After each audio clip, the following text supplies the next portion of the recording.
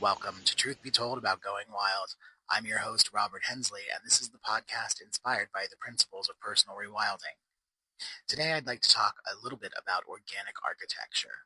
This was a phrase coined by Frank Lloyd Wright in the 1930s as an architect, someone who called himself an organic architect. He was interested in designing structures that looked as if they were growing out of their surroundings, that they belonged in their environment, that they were part of their site. He was also trying to bridge a gap between the occupant and the natural world by using certain design principles to redirect their attention from the shelter that he'd created back out into the natural world. And nowhere is this more evident than in his design of Fallingwater at Bear Run for the Edgar J. Kaufman family.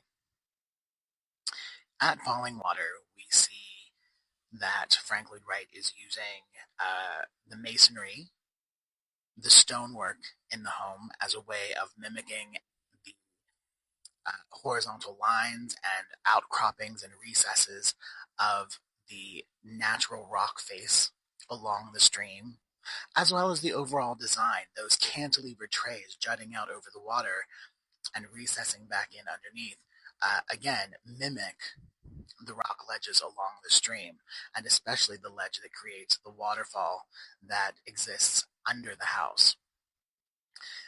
When we look at entryways, hallways, they become very narrow, dark, compressed, so that when people step into a space like the open plan of the Great Room, we have a higher ceiling, we have centralized lighting, but then there's a ceiling drop, right, which is not just a design aesthetic, but is also structural, that redirects the attention out the windows, kind of like forced perspective. Again, he is really drawing the attention out, back into the hillside. He's exploring this idea of breaking open a box by removing vertical framing in corners, by allowing glass to meet glass in what he called a mitered corner or mitered glass, so that there's no vertical break in the view. Also, with the design of this house, there is far more square footage outside on terraces than there is on the interior of the space.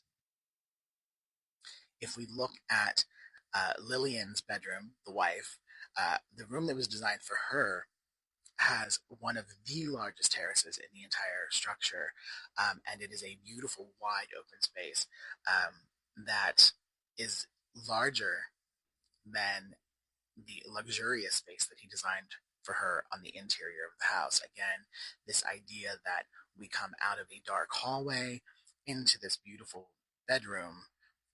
We see this ceiling drop, which directs our attention out onto this terrace, and then the terrace is this wide expanse that has more space than the room itself. We also see the use of materials, this kind of authenticity of materials, where stonework is always going to look like stonework. It's never painted or covered. The concrete, the steel reinforced concrete is painted one color, and that color is the same outside as it is inside. There is steel and glass. There are no window coverings. Glass operates the way that glass does, creating these beautiful panoramic views inside and out. When you're standing outside the house and you look through, you are literally staring directly through space, from one side of the house through to the other.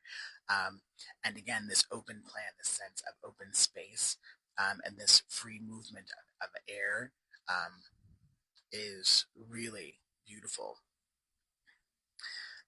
When we think about design or architectural design today, especially when it comes to residences, we're so much about the box, right? Things having to be very sturdy and engineered, but also being very confining, right? We very rarely see a space that is so open that to have a wall of glass designed on accordion hinges so that that wall could almost disappear, is a rarity. But then again, so is custom design. So often now when we are looking at having houses built or purchasing houses, we are kind of customizing by a list of available uh, options. We don't have an architect who is designing around our lifestyle or even around our ceiling height. Or our physical height, I should say. Frank Lloyd Wright was designing around the physical height of the family as well. Ceilings will drop to 6'4", which for some people today seems very low, but for a family who stood on average 5'10", that's still plenty of clearance. They didn't have to duck. They didn't feel as if they were being squashed.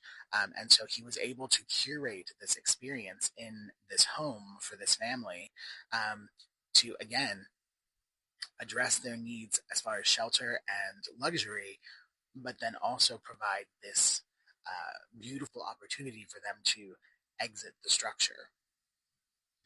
And I think the greatest part about his use of organic design, or organic architecture as he called it, is that when the Kaufmans brought him to visit the site, they took him to a waterfall where they loved swimming and spending time and sunbathing on the rocks. And while some people would consider that if this is their favorite place, the house would be somewhere situated so that they could see the waterfall, instead, he's created this structure where they can hear the waterfall, but they can't see it. Right? They still have to go back outside. They still have to visit the site and have this process of engaging with the environment to see that thing that they love so much, right? The waterfall. So if you ever have a chance to visit Fallingwater at Bear Run, which is located in Mill Run, Pennsylvania, it is very worth the ticket price, very much worth the ticket price. Tours are sold out months in advance. Sometimes the only thing that you can do is buy a ticket to walk the grounds and see the exterior of the home, and it's still entirely worth it. But that is definitely something to put on your bucket list, and highly recommend it. Thank you so much for listening today. I hope that you are thinking about how you might step outside your front door and engage with nature today. Remember, there are 3 opportunities each week for new content from the Truth Be Told family of podcasts on the Club Paranormal channel on YouTube. Tony Sweet on Fridays with the original Truth Be Told at 3 p.m. Pacific, 6 Eastern. Wednesdays, Bonnie Burkert with Truth Be Told Transformation, again, same time, 3 p.m. Pacific, 6 Eastern. And of course, Truth Be Told About Going Wild on Mondays, same time, 3 p.m. Pacific, 6 Eastern. If you have any questions or comments, concerns you'd like to talk about personal rewilding, please feel free to look me up. You can go to my website at www.rhnaturereconnect.com. Again, that's rhnaturereconnect.com. And you can reach out from the contact form there. And I look forward to hearing from you. Until next time.